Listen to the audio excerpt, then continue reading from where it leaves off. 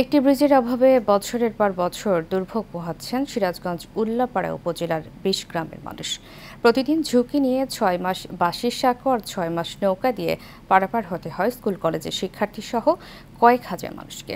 এতে প্রায়ই ঘটছে দুর্ঘটনা। প্রতিনিধি আল আমিনের তথ্য ছবিতে জানাচ্ছেন নূর মোহাম্মদ ভূঁইয়া।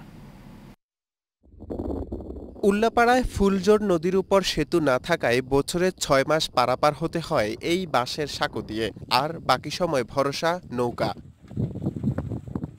প্রতিদিন উপজেলার রামকান্তপুর, বেদবাড়ি, চরকালীগঞ্জ, বন্যাকান্দি সহ ২০ গ্রামের মানুষের চলাচলের একমাত্র ভরসা এই বাঁশের সাঁকো। স্থানীয়দের অভিযোগ, সেতু নির্মাণে বারবার দাবি জানালেও কোনো উদ্যোগ নেয়নি কর্তৃপক্ষ।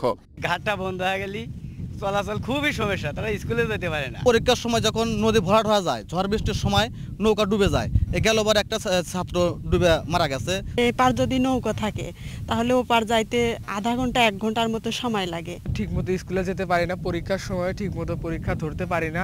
জীবনের ঝুঁকি নিয়ে আসে, আমার প্রয়োজন আশাই লাগবে। ঠিক আছে, এই রাস্তাটা বহুদিন হলে একটা ব্রিজ হইলে আমাদের সবার জন্য সুবিধা হয়। এমন বাস্তবতায় সেতু নির্মাণে প্রয়োজনীয় ব্যবস্থা নেওয়ার আশ্বাস উপজেলা প্রকৌশলীর। খুব শীঘ্রই এটা আমরা বাস্তবায়নের দিকে যেতে পারবো। আমি আমার এই ব্যাপারটা, আপনাদের এই আবেদনটা, এলাকাবাসীর আবেদনটা আমি আমার ঊর্ধ্বতন কর্তৃপক্ষের সাথে অবহিত করে যত দ্রুত সম্ভব এটা নির্মাণের প্রয়োজনীয় ব্যবস্থা গ্রহণ করা হবে।